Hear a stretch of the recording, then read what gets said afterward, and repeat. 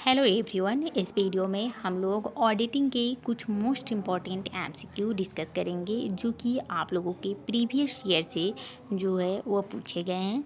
तो चलिए इन सारी क्वेश्चन को हम लोग सॉल्व करते हैं और देखते हैं कि आप लोगों के एग्जामिनेशन में किस किस तरह के क्वेश्चन आते हैं। तो देखिए, सबसे फर्स्ट क्वेश्चन आप लोगों से पूछा जा रहा है यहाँ पे कि निम्नलिखित में से कौन सा जो है वह अस्थायी संपत्ति नहीं है, यानी कि which of the following is not floating assets. इसमें आप लोगों को फ्लोटिंग एसेट्स इनमें से कौन सा है जो नहीं है उसको पहचानना है। तो देखिए, ऑप्शन ए में दिया हुआ है कि प्रीपेड एक्सपेंसेज। तो देखिए, आप लोगों को पता होगा कि प्रीपेड एक्सपेंसेज भी एक प्रकार का एसेट्स है, और यह किस प्रकार का एसेट्स है, यह एक करंट एसेट्स है। ठीक है, तो आप लोगों से क्वेश्चन में पूछा जा रहा था कि कौन फ्लोटिंग एसेट्स नहीं है, तो यह तो प्रीपेड एक्सपेंसेज फ्लोटिंग एसेट्स है। ऑप्शन बी में पूछा जा रहा है बिल रिसीवेबल। तो बिल रिसीवेबल भी क्या है, एक प्रकार का एसेट्स है और यह करंट एसेट्स है। ठीक है, तो ऑप्शन बी भी नहीं होगा, यह भी एक फ्लोटिंग एसेट्स है। उसके बाद ऑप्शन सी में कहा जा रहा है गुडविल। तो देखिए, गुडविल जो हमारा है वो हमारा फिक्स एसेट्स होता है, यानी यह एक फ्लोटिंग एसेट्स नहीं है। ठीक है, उसके बाद देखिए नेक्स्ट ऑप्शन को स्टॉक। तो देखिए, जो हम लोगों का स्टॉक है यह भी एक फ्लोटिंग एसेट्स है। तो आप लोगों से यहाँ क्वेश्चन में पूछा जा रहा था कि कौन सा जो है वह फ्लोटिंग एसेट्स नहीं है। तो जो हमारा गुडविल होता है वह हमारा एक प्रकार का फिक्स एसेट्स है। ठीक है, तो यह फ्लोटिंग एसेट्स नहीं होगा। और यहाँ क्वेश्चन में पूछा जा रहा था कि अस्थायी संपत्ति यानी फ्लोटिंग एसेट्स नहीं है, तो हम लोग का आंसर क्या हो जाएगा, राइट।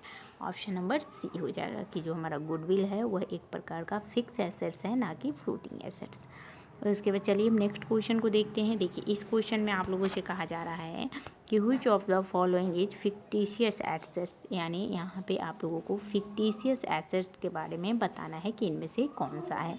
ऑप्शन ए है गुडविल, ऑप्शन बी है कॉपीराइट, ऑप्शन सी है प्रिलिमिनरी एक्सपेंसेस, ऑप्शन डी है नन ऑफ दीज। तो देखिए, जो गुडविल है वो हमारा फिक्स एसेट्स है, कॉपीराइट है यह भी हमारा फिक्स एसेट्स है जिसमें इंटेंजिबल एसेट्स में आ जाता है।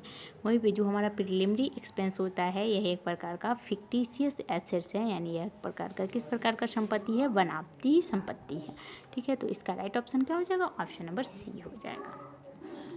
उसके बाद नेक्स्ट क्वेश्चन को देखिए। इस क्वेश्चन में कहा जा रहा है कि निम्नांकित में से कौन सा जो है वह इंटेंजिबल एसेट्स है।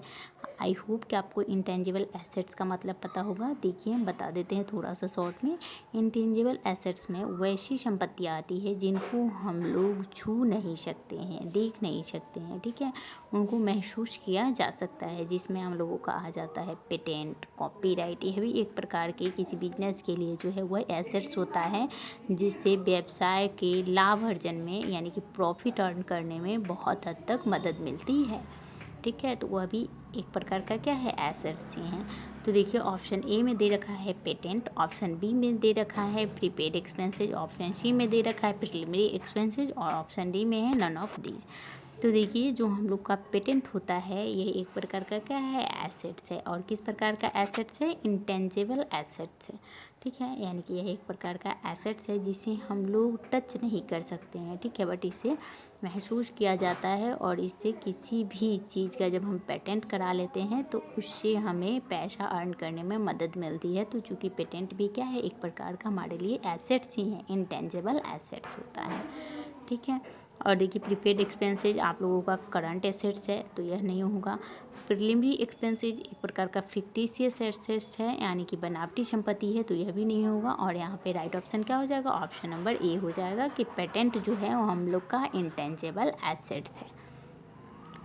उसके बाद चलिए हम नेक्स्ट क्वेश्चन को देखते हैं। देखिए, इस क्वेश्चन में आप लोगों से कहा जा रहा है कि निम्नलिखित में से कौन सा जो है तो वह वेस्टिंग एसेट्स जो है वह है, यानी कि आप लोगों का इसमें वेस्टिंग एसेट्स के बारे में पूछा जा रहा है। तो ऑप्शन ए में है कि कोल माइंस, ऑप्शन बी में है फर्नीचर, ऑप्शन सी में है गुडविल, या ऑप्शन डी में है कैश। तो देखिए, जो हमारा वेस्टिंग एसेट्स होता है उसमें हम लोगों का कोल माइन आ जाता है, यानी कि कोल माइन भी हमारे लिए एक प्रकार का एसेट्स है। और यह किस प्रकार का एसेट्स है, यह एक वेस्टिंग एसेट्स है। ठीक है, तो इसका राइट ऑप्शन क्या हो जाएगा, ऑप्शन नंबर ए हो जाएगा। उसके बाद नेक्स्ट क्वेश्चन को देखिए। इस क्वेश्चन में आप लोगों से पूछा जा रहा है कि coated prices is related with, यानी जो हम लोगों का कोटेड प्राइस होता है वो किस चीज़ से रिलेट होता है। ऑप्शन ए है स्टॉक से, ऑप्शन बी है शेयर से, ऑप्शन डी है गुडविल से, या फिर ऑप्शन डी है नन ऑफ दीज। तो देखिए जो हमारा कोटेड प्राइस होता है यह हम लोगों का संबंधित किस चीज़ से होता है, यह हम लोग का संबंधित होता है शेयर से। और चलिए देखते हैं कि कोटेड प्राइस का मतलब क्या होता है। देखिए जब किसी भी सर्टेन टाइम के लिए जब हम किसी भी स्टॉक का जो है वो मार्केट प्राइस को जब हम डिटरमाइन करते हैं तो उसी को बोला जाता है कोटेड प्राइस। तो यह एक प्रकार का क्या होता है अंश, यानी कि जो हमारा शेयर होता है उससे कोटेड प्राइस रिलेटेड होता है। ठीक है, चलिए अब हम नेक्स्ट क्वेश्चन को देखते हैं। देखिए यहाँ पे पूछा जा रहा है कि scrap value is related with, यानी कि जो हम लोगों का स्कार्प वैल्यू होता है वो किस चीज़ से रिलेटेड होता है। ऑप्शन ए है प्लांट से, ऑप्शन बी है गुडविल से, ऑप्शन सी है स्टॉक से, या फिर नन ऑफ दी। तो चलिए हम सबसे पहले देखते हैं कि स्कार्प वैल्यू क्या होता है। देखिए जब कोई भी एसेट्स का, ठीक है, यानी कि कोई भी एसेट्स का जब उसका एक टाइम लिमिट होता है तो उस एसेट्स का जब लाइफ समाप्त हो जाता है और उसके लाइफ समाप्त होने के बाद जब हम उस एसेट्स को बेच देते हैं और उससे जो हमें पैसा प्राप्त होता है उसी को हम लोग बोलते हैं स्कार्प वैल्यू। ठीक है, तो यहाँ पे पूछा जा रहा था कि स्कार्प वैल्यू किससे रिलेटेड है। ऑप्शन ए है plant and machinery, option B है गुडविल, ऑप्शन सी है स्टॉक, या फिर नन ऑफ दीज। तो देखिए जो आप लोगों का स्कार्प वैल्यू जो होता है वो प्लांट एंड मशीनरी से संबंधित होता है। यानी मान लीजिए कि हम किसी प्लांट एंड मशीनरी को खरीदें तो उसका भी एक टाइम लिमिट होता है। ठीक है, और जब उसका लाइफ ख़त्म हो जाता है तो फिर हम उसको क्या करते हैं, बेच देते हैं, और उस बेच देने से जो भी अमाउंट हमें प्राप्त होगा उसी को हम लोग क्या बोलते हैं, स्कार्प वैल्यू बोलते हैं। ठीक है, तो इसका राइट ऑप्शन क्या हो जाएगा, ऑप्शन नंबर ए हो जाएगा।